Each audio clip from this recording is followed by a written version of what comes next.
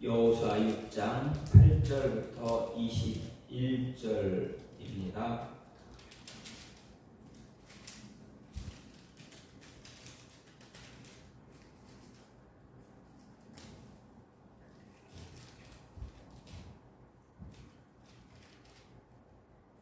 여호수아가 백성에게 이르기를 마치매 제사장 7은 양각 나팔 7을 잡고 여호와 앞에서 나아가며 나팔을 불고 여호와의 언약궤는 그 뒤를 따르며 그 무장한 자들은 나팔 부는 제사장들 앞에서 행진하며 후군은 궤 뒤를 따르고 제사장들은 나팔을 불며 행진하더라. 여호수아가 백성에게 명령하여 이르되 너희는 외치지 말며 너희 음성을 들리게 하지 말며 너희 입에서 아무 말도 내지 말라. 그리하다가 내가 너희에게 명령하여 외치라 하는 날에 외칠지니라 하고 여호와의 궤가 그 성을 한번 돌게 하고 그들이 진영으로 들어와서 진영에서 자니라. 또 여호수아가 아침에 일찍이 일어나니 제사장들이 여호와의 궤를 메고 제사장 7은 양각 나팔 7을 잡고 여호와의 궤 앞에서 계속 행진하며 나팔을 불고 무장한 자들은 그 앞에 행진하며 후군은 여호와의 궤 뒤를 따르고 제사장들은 나팔을 불며 행진하니라. 그 둘째 날에도 그 성을 한 번 돌고 진영으로 돌아오니라. 엿새 동안을 이같이 행하니라. 7째 날 새벽에 그들이 일찍이 일어나서 전과 같은 방식으로 그 성을 7번 도니 그 성을 7번 돌기는 그날 뿐이었더라. 7번째 제사장들이 나팔을 불 때에 여호수아가 백성에게 이르되 외치라. 여호와께서 너희에게 이 성을 주셨느니라. 이 성과 그 가운데 있는 모든 것은 여호와께 온전히 바치되 기생 라합과 그 집에 동거하는 자는 모두 살려주라. 이는 우리가 보낸 사자들을 그가 숨겨주었음이니라. 너희는 온전히 바치고 그 바친 것 중에서 어떤 것이든지 취하여 너희가 이스라엘 진영으로 바치는 것이 되게 하여 고통을 당하게 되지 아니하도록 오직 너희는 그 바친 물건에 손대지 말라. 은, 금과 동철 기구들은 다 여호와께 구별될 것이니 그것을 여호와의 곳간에 드릴지니라 하니라. 이에 백성들은 외치고 제사장들은 나팔을 불매 백성이 나팔 소리를 들을 때에 크게 소리질러 외치니 성벽이 무너져 내린지라. 백성이 각기 앞으로 나아가 그 성에 들어가서 그 성을 점령하고 그 성 안에 있는 모든 것을 온전히 바치되 남녀노소와 소와 양과 나귀를 칼날로 멸하니라. 아멘. 오늘 말씀 여호수아 6장 8절부터 21절 말씀입니다. 하나님의 말씀대로 이제 여호수아와 이스라엘 백성들 요단강을 건넜습니다. 과거 출애굽을 한 그들의 조상이 홍해바다를 마른 땅으로 건넌 것처럼 지금 이스라엘 백성들 역시도 요단강을 마른 땅으로 걸어서 건넜습니다. 그들의 내면에 존재했던 두려움, 불안함, 이 모든 것을 하나님의 말씀으로 이겨내고 가나안 땅의 정복이 자신들의 힘이 아니라 하나님의 힘으로 될 것이다. 하나님의 능력에 의해서 진행될 것이다. 라는 것을 이제 깨닫게 되었습니다. 이스라엘 백성들에게 이런 깨달음 정말 중요한 의미가 있습니다.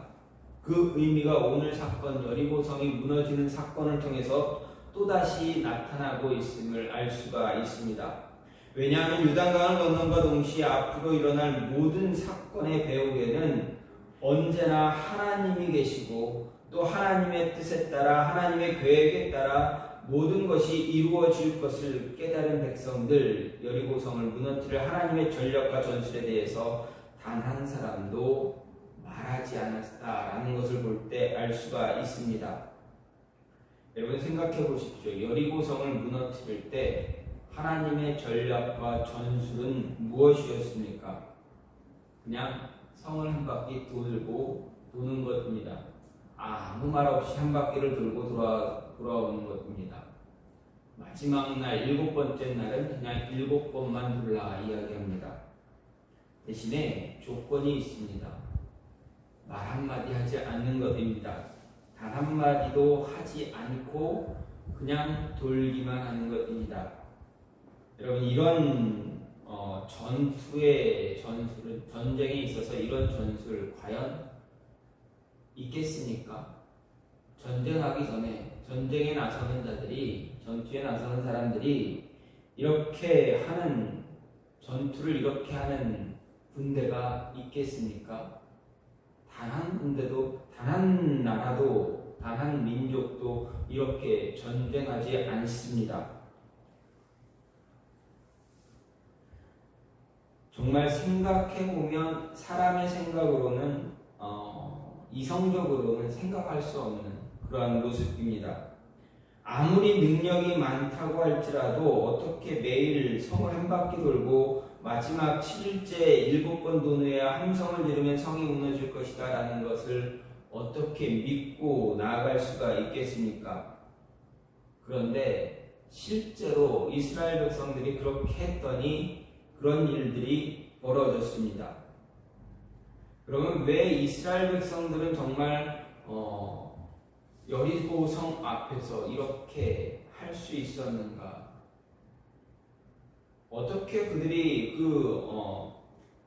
성경 말씀을 보면 성경 말씀대로 목이 곧었던 백성들, 늘 항상 하나님께 반기를 들었던 백성들, 하나님께 토를 달았던 백성들, 조금만 힘들면 불평불만을 쏟아냈던 그 백성들이 어떻게 여리고성을 돌 때는 단 한마디 하지 않을 수가 있었는가 하는 것입니다. 그렇게 불평불만 많았던 사람이 이 7일 동안은 어떻게 여리고성 돌 때는 어떻게 말 한마디 안 하고 그냥 묵묵히 조용히 성을 돌 수가 있었는가 하는 것입니다. 성이 그렇게 작았는가? 그냥 한 바퀴 도는데 몇 분 걸리지 않는 그런 시간이었는가? 그렇지 않습니다. 여리고성은 굉장히 큰 성입니다. 이 가나안 땅에 있는 성 가운데 손꼽히는 성입니다. 크기로 손꼽히는 그러한 성입니다. 그리고 굉장히 견고한 성입니다. 그런데 그들이 이스라엘 백성들이 이렇게 할 수 있었던 것 이유가 분명히 있습니다. 어떤 이유입니까? 요단강을 마른 땅으로 걸어서 건넜기 때문에 그렇습니다. 과거 자신의 조상들은 홍해 바다를 걸어서 마른 땅으로 걸어서 건넜습니다. 이스라엘 백성 그리고 지금 그들의 후손인 지금 이스라엘 백성들은 요단강을 마른 땅으로 건넜습니다. 하나님의 능력을 자신들의 눈으로 직접 보았기 때문에 그렇습니다. 그래서 하나님의 능력에 확신을 가질 수가 있었고 그 능력에 확신을 가지니 어떻습니까? 믿음의 행동을 시작할 수 있었다라는 것입니다. 믿음의 확신은 행동을 하게 만듭니다. 하나님이 일하신다는 확신을 가진 사람들을 행동할 수가 있습니다. 그렇게 백성들을 이해할 수 없는 하나님 명령에도 그대로 움직일 수가 있었습니다. 누구도 불평불만 하지 않을 수 있었습니다. 여리고성을 한 바퀴 돌 동안 그 많은 사람들이 한마디도 하지 않았다는 것 그 자체가 정말 위대한 사건이다 할 수가 있습니다. 그것도 단 하루가 아닌 6일 동안 그리고 마지막 7일째 되는 날 7바퀴를 돌면서 이 위대한 행동이 계속 이어졌다라는 것입니다. 오늘 사건은 하나님의 위대하심에 우리가 어떻게 이스라엘 백성들처럼 동참할 수 있는가 하는 것을 바라보는 것입니다. 우리도 이스라엘 백성들과 같이 이 위대한 행동에 동참할 수 있는가? 그럼 어떻게 해야 우리도 함께 하나님의 위대하신 일에 우리가 함께 동참할 수 있는가 하는 것입니다. 먼저 완전한 순종이 있어야 그 위대하심에 동참할 수 있다는 것입니다. 다시 말하면 말보다 행동이 앞서야 행동을 먼저 해야 된다. 말이 많으면 안 되고 말하기보다는 행동이 앞서야 한다라는 것입니다. 다시 말해 순종은 바로 행동하는 것입니다. 10절 말씀을 보면 여호수아는 이스라엘 백성들에게 여호수아가 백성들에게 명령하여 이르되 너희는 외치지 말며 너희 음성을 들리게 하지 말며 너희 입에서 아무 말도 내지 말라. 그리하다가 내가 너희에게 명령하여 외치라 하는 날에 외칠지니라. 이렇게 명령했습니다. 여호수아가 이렇게 이스라엘 백성들에게 침묵을 명한 이유, 물론 하나님의 음성으로 간주되는 나팔 소리를 백성들이 주의 깊게 듣고 한치의 오차도 없이 따르게 하기 위한 것일 수 있습니다. 또 한 가지는 우스꽝스럽게 여겨질 수도 있는 하나님의 명령을 행하면서 이스라엘 백성들이 입에 담을 수도 있는 불평이나 경건하지 못한 비웃음을 사전에 차단하기 위한 그런 조치이기도 했습니다.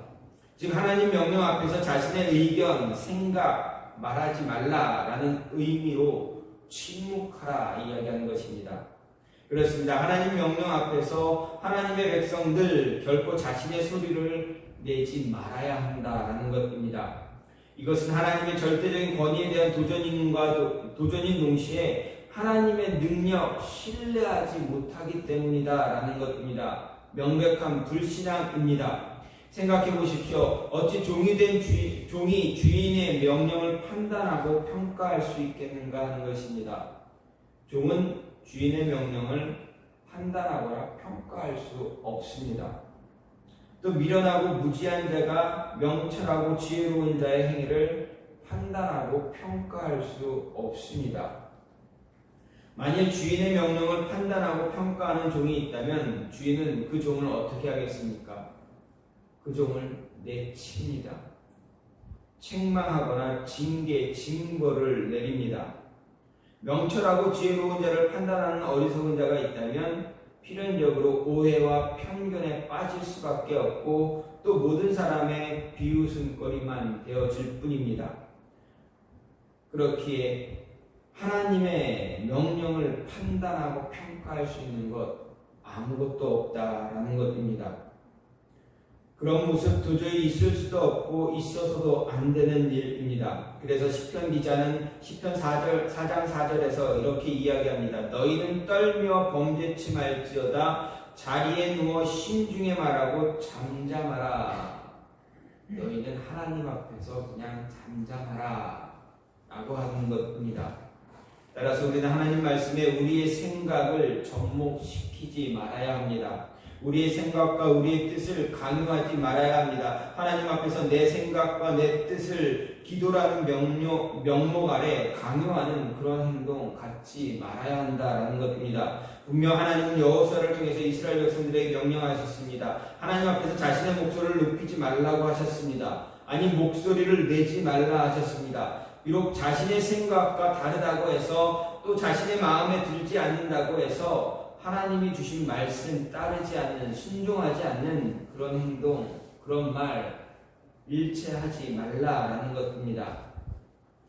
순종은 말보다 행동이 먼저 되어줘야 합니다. 말이 많으면 일을 진행할 수가 없습니다. 말이 많다는 것은 사공이 많다라는 것과 마찬가지입니다.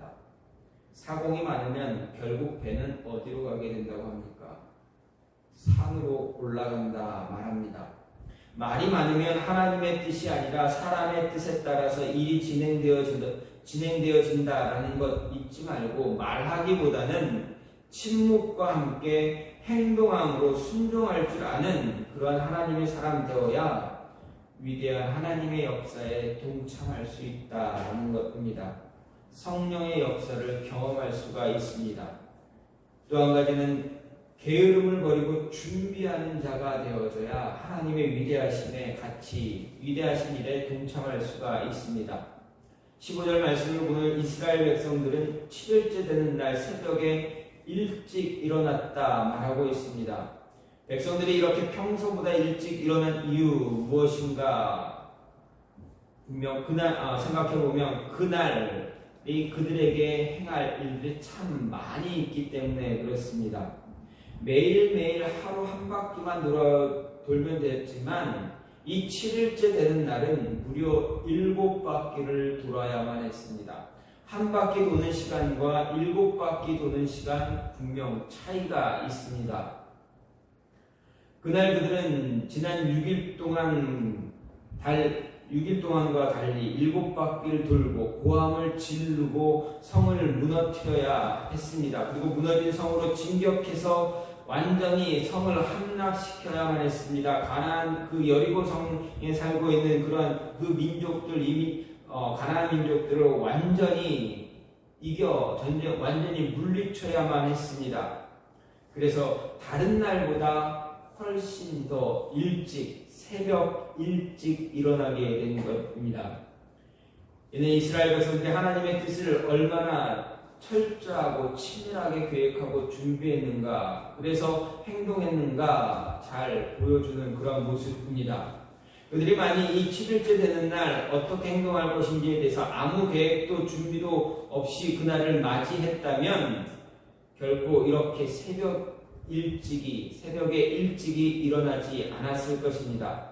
그리고 하나님께서 그들에게 행하라고 명령하신 일들 온전하게 수행하지 못하게 돼서 결국 여리고성을 완전하게 점령하지 못했을 것입니다. 하지만 백성들 어떻습니까? 이미 사전에 계획을 세우고 그 계획을 실천하기 위해서 준비를 마친 상태에서 그날을 맞이했기 때문에 아무 문제 없이 하나님의 명령을 완전하게 수행할 수 있게 되었습니다. 즉 여리고성을 완전하게 멸망시킬 수 있었던 것입니다. 그렇습니다. 이스라엘 백성들은 하나님의 명령을 갖고 단순히 주먹구구식으로 아무 생각 없이 행동하는 것이 아닙니다. 그들은 그 명령을 수행하기 위해서 실제적으로 소요되는 시간과 발생할 수 있는 만일의 사태들, 그리고 필요한 준비물을 정확하게 계산하고 준비해서 계획을 철저하게 실천했다 하는 것입니다. 여호수아가 백성들에게 침묵을 명한 것이나 6일 동안 아침에 일찍 일어났던 것도 바로 이런 만일의 사태를 대비하기 위해 했던 철저한 계획과 준비였다라는 것, 그런 모습에서 이루어진 결과라 할 수가 있습니다. 이렇게 철저하게 계획하고 부지런하게 계획을 실천하는 준비된 사람이 하나님의 위대한 그 일에 동참할 수 있게 됩니다. 단지 하나님이 나에게 약속한 것이기 때문에 이루어 주겠지라는 생각으로 가만히 앉아서 기다리거나 혹은 아무 계획도 없이 준비도 없이 하나님 말씀을 수행하려고 하는 사람들, 결코 하나님의 위대하신 일에 그 역사에 동참할 수가 없게 됩니다. 하나님의 은혜, 하나님의 축복, 하나님의 인도하심을 온전히 깨닫고 누리지 못한다라는 것입니다. 준비되지 않은 자, 분명 하나님의 은혜를 알기는 알게 될 것입니다. 그러나 하나님이 주시는 그 은혜가 100이라면 그 100 이상을 누리지 못하게 된다는 것입니다. 하나님이 예비하신 은혜, 그 은혜 전부를 누리지 못하고 그저 부스러기와 같은 은혜, 약간 작은 은혜, 100이면 50 정도, 60 정도, 많으면 70 정도, 그 정도의 은혜밖에 누리지 못한다라는 것입니다. 따라서 우리는 철저하게 준비할 수 있는 자 되어줘야 합니다. 분명 저와 여러분에게 하나님은 목적을 주셨습니다. 우리 삶의 목적을 다 주셨습니다. 그리고 그 목적 가운데 한 해 한 해 거듭해 나가면서 이루어가기를 원하는 것들이 분명히 있습니다. 우리가 행동하기를 원하시는 것들이 있습니다. 행동하기 전에 준비해서 그 일들을 잘 마무리하기를 원하십니다. 그 모습을 잘 가져야만 하나님이 준비하신 예비하신 은혜를 그 이상 누릴 수 있다라는 것입니다. 여러분 철저하게 준비하십시오. 준비한 자가 어떤 결과를 얻는가? 예수님은 말씀하십니다. 예수님은 열 처녀의 비유를 가르쳐 주셨습니다. 열 처녀가 결혼식 신랑이 결혼하기 위해서 오는 신랑을 맞이하기 위해서 이제 문 밖으로 성 밖으로 나가서 기다립니다. 그런데 5 처녀는 기름을 더 많이 준비했고 5 처녀는 그렇지 못했습니다. 준비된 자와 준비되지 못한 자의 결과가 어떻게 되는가? 5 처녀는 늦게 도착했던 신랑과 함께 들어가서 잔치를 벌였습니다. 하지만 준비하지 못했던 5 처녀, 그냥 신랑이 오면 함께 즐겨야지라고만 생각했던, 준비가 부족했던 5 처녀는 어떻습니까? 잔치집에 들어가지 못했습니다. 문 밖에서 그저 통곡하고 울고만 있었습니다. 이를 갈게 될 것이다 라고 분명히 예수님은 말씀하셨습니다. 문 안에서 벌어지는 그 잔치, 문 밖에서 문을 하나 사이에 두고 그 안과 밖은 철저하게 달랐던 그 모습을 이야기해 줍니다. 준비한 자가 얼마나 귀한 은혜를 누리는지, 준비하지 못한 자 얼마나 그 마음속에 한이 되는지 분명하게 이야기해 주셨습니다. 준비한 이 5 처녀는 하나님의 위대하신 일에 동참할 수가 있었습니다. 또 예수님은 달란트 비유를 통해서 말씀하셨습니다. 5 달란트, 2 달란트, 1 달란트 가진 자, 달란트를 나눠주시고 이제 주인이 왔을 때 주인이 돌아오길 예비한 5 달란트 가진 자와 2 달란트 가진 자는 잔치에 참여할 수 있었습니다. 그러나 1 달란트 받은 자, 그는 주인을 맞이하기 위한 아무런 계획도 준비도 없었습니다. 그러다가 주인을 맞았다가 어떻게 됩니까? 있는 것마저 빼앗기는 그러한 어리석은 자가 되어버렸습니다. 따라서 우리는 결코 시간만 보내면 저절로 하나님의 약속이 이루어질 것이라는 그러한 잘못된 생각 버려야 합니다. 이런 생각 가지고 아무 계획 없이 게으른 삶을 살고 있다면 하나님의 위대하신 일에 동참할 수 없게 됩니다. 하나님께서 우리에게 약속하신 것을 이루기 위해 철저하게 계획하고 부지런히 준비하는 그러한 신실한 자, 하나님의 약속을 이루어갈 수 있는 자가 되어야 합니다. 하나님은 자신의 위대한 일에 동참하길 바라는 자들 결코 게으르거나 무책임한 대로 만들지 않으실 것입니다. 따라서 우리는 주어진 시간에 항상 열심을 다해서 최선을 다해서 최고가 될 수 있는 모습 가져야만 합니다. 최선만 다한다고 해서 모든 것이 다 되느냐? 아닙니다. 최선을 다하면 최고의 모습도 함께 있어야만 합니다. 최선을 다하고 아무 없이 최고가 되지 못하고 그저 꼬리가 되면서 나는 최선을 다했습니다. 이야기할 수 없기 때문에 그렇습니다. 정말 최선을 다했다면 꼬리가 아니라 머리가 되는, 최고가 되는 그런 모습이 되어져야 한다는 것입니다. 마지막으로 위대한 일에 하나님의 위대하심에 동참하려면 개인의 사심, 욕심, 탐심 모두 없애야 한다라고 성경은 말합니다. 17절, 18절을 보면 여호수아는 이스라엘 백성들에게 여리고성과 그 가운데 있는 모든 물건을 하나님께 바치되 그들이 바칠 그 물건에 대해 스스로 삼가라 명령하면서 만일 그들이 하나님께 바친 어느 것이든 취하면 이스라엘 진으로 그 바침이 되어 화를 당하게 될 것이다 이야기했습니다. 다시 말하면 너희가 하나님 것을 취하면 너희가 여리고 백성들처럼 똑같이 하나님께 화를 당할 것이다 라는 이야기입니다. 여기서 바친다라는 이 말에는 두 가지 의미가 있습니다. 한 가지는 레위기 27장 28, 29절에서 말한 것처럼 하나님을 섬기기 위해 완전히 바쳐져서 다시 되돌려 받거나 할 수 없다라는 그런 봉헌의 의미가 있습니다. 또 한 가지는 민수기 13장 16절과 같이 철저하게 파멸시키고 저주하라는 진멸의 의미가 있습니다. 오늘 말씀에서는 이 두 가지 의미가 모두 사용되어졌습니다. 즉 이스라엘은 여리고 성과 그 안에 있는 모든 것을 하나님께 바치되 봉헌하는 모습으로 바치되 성과 그 안에 있는 사람들 철저하게 진멸하고 그 안에 있는 물건들 하나님께 바쳐야 한다, 봉헌해야 한다라는 것입니다. 만일 이스라엘이 그렇게 하지 않고 욕심에 치우쳐서 하나님께 바쳐진 그 성의 사람들을 살려두거나 물건을 취하게 된다면 그것은 이스라엘 전체를 하나님께 바침이 되는 것과 같다라는 것입니다. 여리고를 하나님께 바친 것처럼 이스라엘을 하나님께 똑같이 바치게 되는 것이다 라는 그런 이야기입니다. 하나님의 화를 당하게 될 것이다 말했습니다.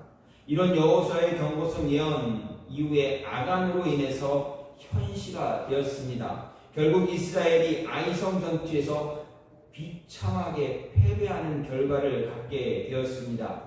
만약에 이스라엘 백성들이 아간의 범죄 사실을 깨닫고 그와 함께 그가 취한 물건을 멸하지 않았다면 이스라엘 백성들 그들은 완전히 멸망, 진멸당하고 말았을 것입니다. 그렇습니다. 하나님께 바쳐진 것을 욕심내서 취하는 자들, 그들 자신이 하나님께 바쳐진 자가 되어 결국 더 큰 화를 당하게 될 것입니다. 따라서 하나님의 백성은 하나님께 바쳐진 것을 탐하고 취하려 들지 말아야 합니다. 엘리의 제사장 두 아들 홈리와 비느하스 어떻습니까? 하나님께 바쳐진 재물을 탐했다가 결국 그들은 전쟁터에서 비참하게 죽음을 당했습니다. 초대교회 시대 아나니아 삽비라도 마찬가지입니다. 자신들의 소유를 팔아서 하나님께 바치기로 약속했다가 아까워서 약간을 숨겼더니 어떻게 됩니까? 자신의 목숨으로 하나님께 드렸다라는 것입니다. 자신의 목숨을 하나님께 드리게 됩니다. 죽임을 당하고 말았습니다. 하나님께 바쳐졌습니다.